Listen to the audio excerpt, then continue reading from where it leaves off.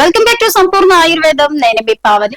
So ఈ రోజు మన సంపూర్ణ ఆయుర్వేద కార్యక్రమంలో భాగంగా సమ్మర్ సీజన్ కాబట్టి ఈ సమ్మర్ లో ఎటువంటి అనారోగ్యాలు వస్తాయి, అలాగే ఈ సంవత్సరం ఎండల తీవ్రత ఎలా ఉంది, సో ఆ ఎండల తీవ్రతకి మనం తీసుకోవాల్సిన జాగ్రత్తలు ఏంటి అనేటటువంటి విశేషాలని తెలుసుకునే ప్రయత్నం చేద్దాం. అయితే మన చుట్టూ ఉన్న ప్రపంచం నిప్పుల కొలిమిలా మారుతోంది. ఎప్పుడు లేని విధంగా ఈ ఏడాది ఎండలు ఇంత భయంకరంగా ఎందుకు ఉన్నాయి? ఇది కేవలం సాధారణ వేసవి కాలమేనా, లేక ప్రకృతి మనకి ఇస్తున్న ఒక హెచ్చరికనా? పసిఫిక్ మహాసముద్రంలో పుట్టి ప్రపంచాన్ని గజగజ వణికించే ఎలనినో రాక్షసి మన ముంగిట నిలబడింది. మే నెల రాకముందే పరిస్థితి ఇలా ఉంటే ముందు ముందు మనం ఎలాంటి గడ్డు పరిస్థితులను ఎదుర్కోవాలి? అసలు ఈ ఎలనినో అంటే ఏంటి? ఇది మన ప్రాణాల మీదకు ఎలా వస్తుంది? దీని నుండి మనల్ని, మన పిల్లల్ని ఎలా కాపాడుకోవాలి? ఈ రోజు మన వీడియోలో ఈ ప్రాణాంతక వేడి నుంచి తప్పించుకోవడానికి మీరు తెలుసుకోవాల్సిన అత్యంత ముఖ్యమైన విషయాలను చూడబోతున్నాం. ఇక వీడియోను చివరి వరకు చూడండి, ఎందుకంటే చివరిలో చిన్న పిల్లల కోసం తీసుకోవాల్సిన జాగ్రత్తల గురించి ప్రత్యేకంగా తెలుసుకుందాం. ఇప్పుడున్న తీవ్రమైన వేడి సాధారణ వేసవి కాదు, ఇది ఎలనినో. ఈ ఎలనినో అనే ప్రమాదకరమైనటువంటి పరిస్థితి ప్రారంభమవుతుంది. మే నెలకు దగ్గర పడే కొద్దీ పరిస్థితి మరింత తీవ్రమవుతుంది. అసలు ఎలనినో అంటే ఏంటి అంటే, పసిఫిక్ మహాసముద్రంలో నీరు అసాధారణంగా వేడెక్కుతుంది. దీనివల్ల ప్రపంచవ్యాప్తంగా గాలి ప్రవాహాలు మారిపోతాయి. అయితే మనకు వర్షాలు తీసుకొచ్చేటటువంటి దక్షిణ పడమర మాన్సూన్ ఆలస్యంగా రావచ్చు, లేదా తక్కువగా పడవచ్చు. అంటే వర్షాలు పడాల్సిన సమయంలో తీవ్రమైన ఎండలు ఉంటాయి. అయితే ఇది చాలా ప్రమాదకరమైనటువంటి పరిస్థితి. ఆరోగ్యంగా ఉన్న వాళ్ళు కూడా హీట్ స్ట్రోక్ కు గురై ప్రాణాలు కోల్పోవచ్చు. కాబట్టి వెంటనే జాగ్రత్తలు తీసుకోవాలి. అయితే దాహం వేయక ముందే నీళ్లు తాగండి. దాహం అంటే ఇప్పటికే శరీరం డీహైడ్రేషన్ లోకి వెళ్ళింది అని అర్థం. ఇక ప్రతి గంటకు నీళ్లు తాగండి. పిల్లలు, వృద్ధులు తప్పనిసరిగా నీళ్లు తాగాలి. ఎప్పుడు నీళ్ల బాటిల్ దగ్గర ఉంచుకోండి.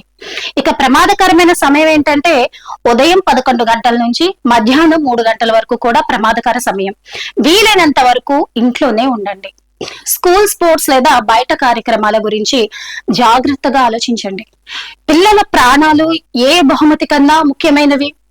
ఇక దుస్తుల విషయానికి వస్తే నల్ల రంగు దుస్తులు నివారించండి. అవి ఎక్కువ వేడి ఆకర్షిస్తాయి.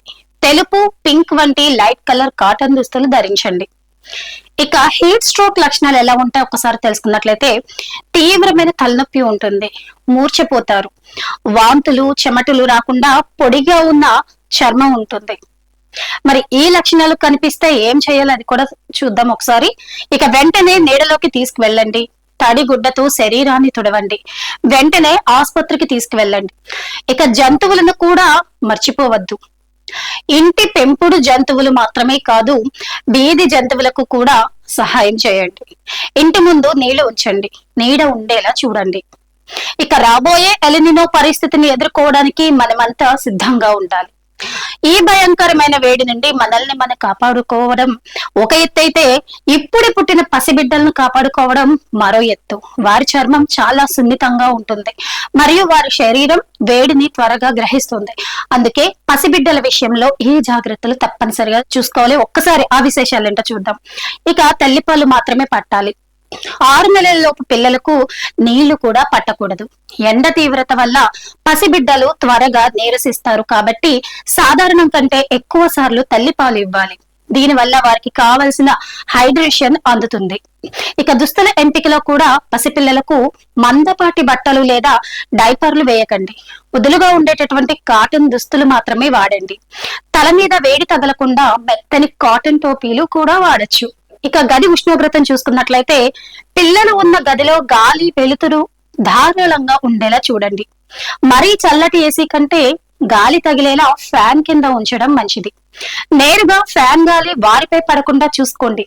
రోజుకు 2 సార్లు గోరువెచ్చని నీటితో స్పాంజ్ బాత్ లేదా స్నానం చేయించడం వల్ల వారి శరీర ఉష్ణోగ్రత అదుపులో ఉంటుంది. ఎండలోకి తీసుకెళ్లొద్దు.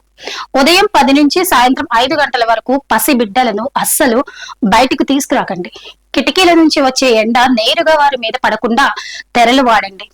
ఇక గుర్తుంచుకోండి, ఈ ఎలనినో పరిస్థితి మనందరికీ ఒక పరీక్ష. జాగ్రత్తగా ఉందాం, మన ఆత్మీయులను కాపాడుకుందాం. అయితే ఈ సమాచారం మీకు నచ్చితే లైక్ చేయండి, షేర్ చేయండి, సబ్స్క్రైబ్ చేయండి.